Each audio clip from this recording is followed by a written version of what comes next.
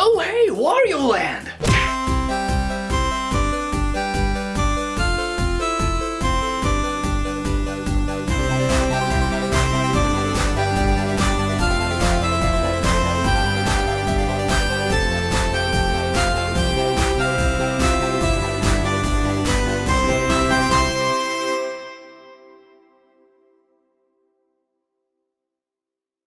Wario! The fat, round, gross and pink-nosed rival of Mario. He first debuted as the main villain in the Game Boy title Super Mario Land 2 Six Golden Groins. While looking like a creepypasta version of Mario in that game, they have further developed this guy into one of the most recognizable Mario characters. He appears in Mario Kart, Mario Party, Tennis, pretty much any Mario spin-off game. But we can't forget all the games where Wario is the main protagonist. He literally took over the main role in Super Mario Land 3 and renamed it Wario Land. And since then, he has spawned 3 sequels for the Game Boy consoles. And then we got the WarioWare games, where he's a biker. At least he looks like one. Now while these games are pretty damn alright, we barely saw a main Wario game on a home console, with a few exceptions for some games.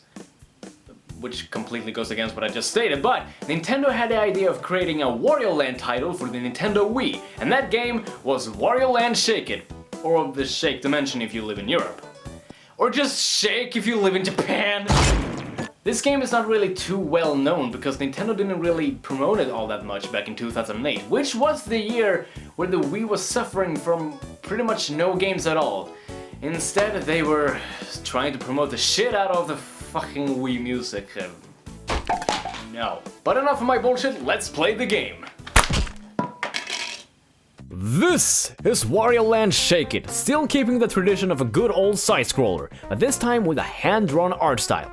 It looks pretty! This game was developed by the geniusly named Goodfield, who later on would create Kirby's Epic Yarn and Yoshi's Woolly World. Let's start with the plot of this game. The intro shows us a bearded Viking pirate who kinda looks like King Dedede's uncle. And he bestows upon us a bottomless coin sack that can burst out a bunch of coins every time you shake it. And as you can see, he's clearly evil because he has kidnapped a queen. I mean, you can't be evil if you don't do that!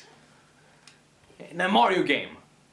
But not to lose all hope, this thing flies away from the ship in order to find some help, and then it cuts to this woman who steals a giant globe it seems, and then it immediately cuts to our main man Wario, sleeping in his Mario Kart Double Dash car. He then gets a package delivered and it just so happens to be that giant ass globe we saw earlier. Off to smash it to pieces to get the treasure inside, a giant telescope appears out of nowhere and... Hold on, just fucking...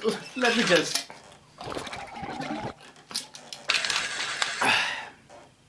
Nah, not enough.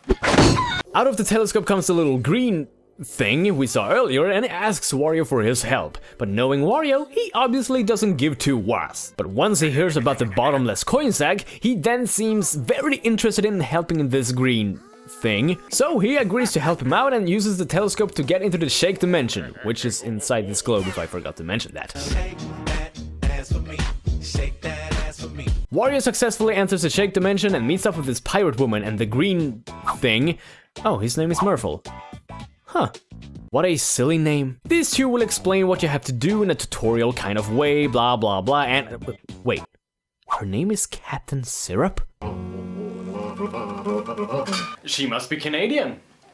Off I go! So the point of this game is of course to clear all the levels, but there is a little more to that. Along the way you'll find a bunch of coins and 3 different treasures in each level, quite similar to the big coins in New Super Mario Bros. Also, the most important thing in this game that you may not be aware of in your first playthrough is that the game requires you to gather as many coins as possible. you will need them later on in the game. Most coins can be found in bags scattered around the levels, and how do you get them out of the bag? By shaking the fuck out of the Wiimote, yeah! Money! Yeah, this was the moment when we all finally realized that the typical thing to do with the Wii's controller is to wiggle and shake it like a weirdo. Not saying that it's a bad thing, just that it can be a pretty tiring thing. Which could be a bad thing if you think of it that way, but fucking just play the game and shut up. The motion controls do play a bigger role than just shaking the living crap out of it. By flinging the Wiimote once, Wario punches the ground, causing different objects and environments to do stuff. You also tilt the Wiimote in order to aim in a direction you want to throw. Some levels use the motion controls more, as well as in some of the boss fights. And they actually don't feel too bad. They're not really throwing these gimmicks in your face like most Wii games does. I guess the only thing that I really don't like about it is during the underwater levels, where you're in a submarine and you control it by aiming the Wiimote up and down in the direction you want the submarine to go. And this goes on for the entire level, and it's so slow. One thing that I have to give this game praise for is that every level is unique and...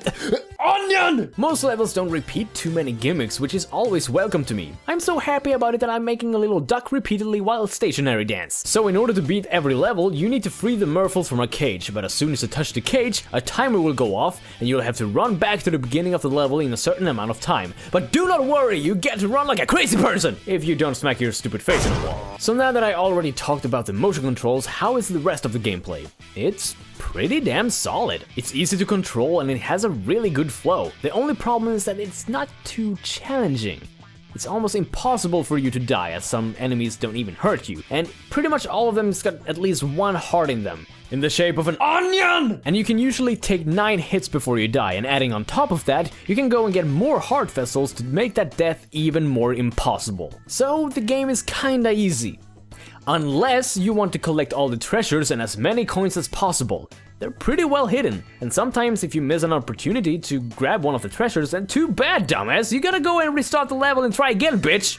You fucked up! As for the moveset, we still got Wario's trademark shoulder dash attack, and he's also got a ground pound that can get more powerful when jumping from high distances. You can also jump on some enemies, making their poor little heads hurt, and then you grab them, shake their brains out, and throw them like a monkey throwing feces. Back to the art style, I gotta say, the animation is really well made. It kinda does look like it could be a cartoon. The animation on Wario alone is great, and they do bring out his characteristics. They're funny, the levels look beautiful, and same goes for the backgrounds, accompanied with pretty good music too. Yep, I do like this. Yes. It's so damn colorful it's hurting my eyes. I should probably see a doctor. At the end of every world, there is of course a boss fight. They are pretty cool as well, and most of them are actually kinda difficult, especially the later ones. We got this totem machine guy, douchebag in a car, huge scary clown face, plant, and a chef with big yellow lips who's got a severe case of what I would like to call the King Dodongo syndrome. Now, I'm not a completionist, which is clearly noticeable by me sucking at collecting shit in this game, but if you want to try and 100% complete this game, then not only do you have to find all the treasures, but you'll have to complete 3 to 4 different challenges for every level. It's hard. Most challenges requires you to find the golden enemy, collect a certain amount of coins, and finish the level before the clock hits a certain time, yeah, it's hard. Going back to what I mentioned about you needing to collect every single coin you can find, you'll need them in order to buy the maps for the other worlds in order to unlock them, as well as progressing in the game. So if you're just mindlessly going through the levels with this kind of mindset, fucking stupid coins in the sky, like I give a poop, then you'll be in for a surprise after you find out that you are the poop. But if you're short on money, then you can just replay the levels again and collect more coins, so if you're okay with that, then okay! Speaking of hard, the final boss is a huge pain in the ass. He's got loads of different patterns, and you will need great reflexes in order to even be a match for this guy. But after getting my sorry Swedish ass kicked by this guy over and over again, I realized that I could just go to the shop and buy all the heart vessels that I completely forgot about, in order to increase my life by twice as much. He's still a pain though. But after beating him, the world is free from the terror of British weather, and Wario successfully rescues the Queen. But Wario doesn't give a crap about that, he's only there for the bottomless coin sack, and as you can see, Wario is the happiest man on Earth. Remember kids, money gives you happiness. But it just so turns out that the coin sack was a quote-unquote consultation fee for Captain Syrup, so she takes it and drives off and Wario is pissed. So that is Wario Land Shake It. I do like this game. It's nice to see that some minor Nintendo characters get their own games at times. Problem for this game was that it wasn't really promoted enough for it to be a bigger game, and it got released in a really bad time slot for the Wii. But this game kept me calm during the dark time when Wii Music was the game Nintendo tried to promote the shit out of instead of this. Now the question is, should you get this game? Well, if you're interested in it, then yeah, sure, I do recommend it. It's just that if someone came up to me and asked me what Wii game they should get, this wouldn't really be my first answer, considering that there are tons of other great Wii games out there. But if someone asked me about this specific game, then yeah, go ahead and buy it, especially if you're into side-scrollers. If you're not, then get your copy of Wii Music today! Thanks for watching this video, I hope you enjoyed it. Don't forget to hit that like button, comment and subscribe, and also it really would help me out if you could share this video as much as you can. You don't have to if you don't want to, but thanks anyway. Want to keep track of what I'm doing with my stupid and useless life? Then go ahead and follow me on Facebook and Twitter as I'll be posting news, updates and other random war. And I also got a Twitch channel if you'd like to follow that. I do live streams occasionally. They're fun. Now get out of my house.